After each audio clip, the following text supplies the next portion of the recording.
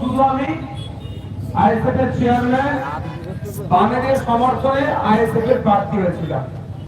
যে হাতে আমার সার্টিফিকেট এসে গিয়েছে, আমার পরিচয় রাজনৈতিক পরিচয় এটা আছেই, কিন্তু সাথে সাথে এটা পরিচয় আমার কি ভাঙড়ের প্রত্যেকটা মানুষের আমি বিদায়। ভাঙড়ে 1,26,555 জন আমাকে ভোট দিয়েছেন।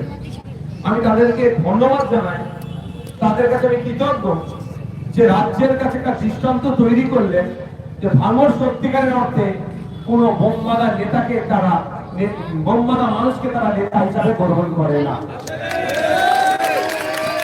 ভাঙড় প্রমাণ করে দিল, ভাঙড় প্রমাণ করে দিল কোন নোটোরিয়াস ক্রিমিনালের জায়গা ভাঙড়ে নয়। এবার প্রশ্ন হচ্ছে নওশাদ সিদ্দিকীকে 1,26,555টা ভোট পেয়েছে,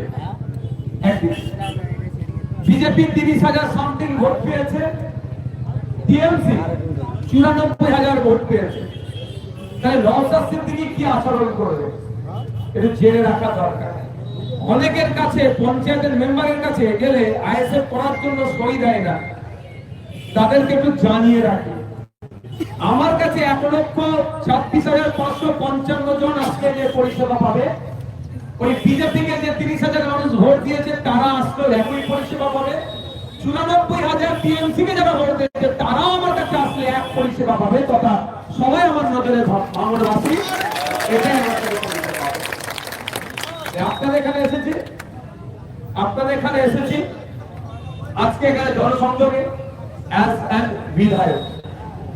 সুতরাং আপনারা আপনাদের অভাব অভিযোগ আমাকে জানাতে পারে।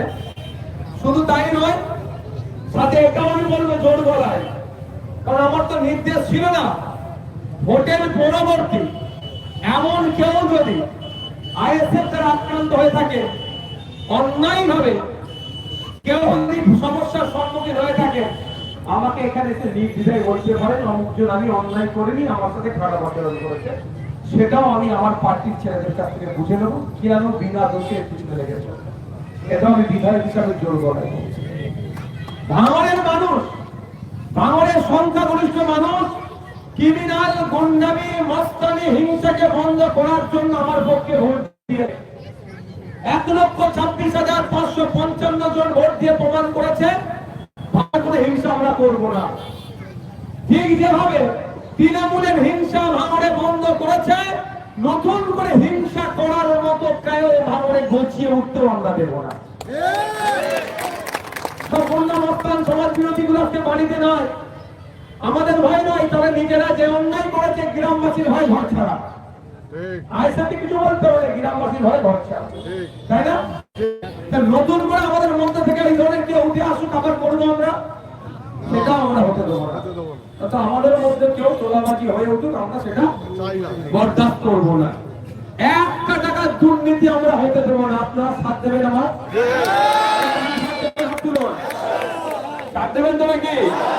আমার নাম্বার লিখে রাখুন, না জানেন তারপরে আবার বলছি লিখে রাখুন, 9804435046, 9804435046 আমার নাম্বার।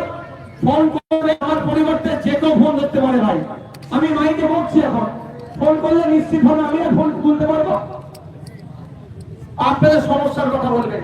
কেউ যদি একটা টাকা তোলা চায়, আমাদের পার্টির মধ্যে হোক আর বাইরে হোক, কেউ যদি একটা টাকা কাছ থেকে অন্যায় ভাবে চায়, ফোন করবেন। তার অবস্থা কিভাবে টাইপ করতে হয় আমি নওশাদ সিদ্দিকী বলে দিচ্ছি। আমাকে যদি না ডাইরেক্ট হতে হয়, এখানে আমাদের আছে আব্দুল সেলিম ভাই আছে, মান্নান ভাইরা আছে, আমাদের রিঙ্কু ভাইরা আছে, আমাদের ইমরান ভাইরা আছে, নেতৃত্বরা আছে, ভাবেদের নেতৃত্বরা যারা আছে, তাদের সাথে যোগাযোগ করে তাদেরও বলবে। মানুষ এই হিংসার বিপক্ষে ভোট দিয়েছে, তোলাবাজির বিপক্ষে ভোট দিয়েছে, দুর্নীতির বিপক্ষে ভোট দিয়েছে। সুতরাং ভাঙড়ের মানুষকে নিয়ে হিংসা, তোলাবাজি, দুর্নীতি বন্ধ করবো, আপনাদের সহযোগিতা চাই আমার। বলছি তো কি বলছি বুঝে আসছে? সুতরাং আমি নাম্বার দিয়েছি, যদি আমাকে ডাইরেক্ট বলতে পারেন না আমাদের করতে পারেন, কোন দুর্নীতিকে প্রশ্রয় দেব না। এবার আপনাদেরকে বুঝতে হবে একটা জিনিস কি, আমার চলা ঘরের জন্য যারা 20,000 20,000 নিয়েছে তাদের কাছ থেকে টাকা আদায় আমরা করব।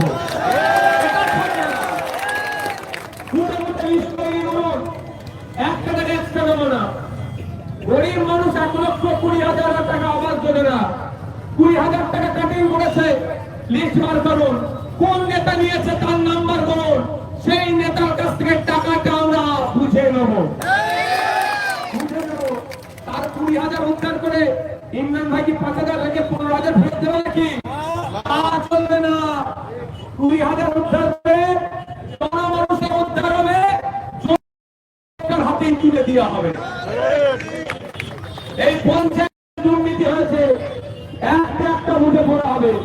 যারা যারা দুর্নীতি করেছে প্রয়োজনে এখানে আমরা টিম তৈরি করে তদন্ত হবে, স্বচ্ছ তদন্ত করে ফেরতের ব্যবস্থা করতে হবে। ছাড়া যাবে না, একটা একটা দুর্নীতি করবো না, যে দুর্নীতিগুলো হয়েছে সেগুলো একদম ছাড়বো না। এতে হয়তো কারো গায়ে লাগতে পারে, কিন্তু বড় ভাইয়ের নির্দেশ আমি মেনে চলবো, আমি তার কথা শুনবো না। বড় ভাইয়ের নির্দেশ আমি মেনে চলবো। 5 থেকে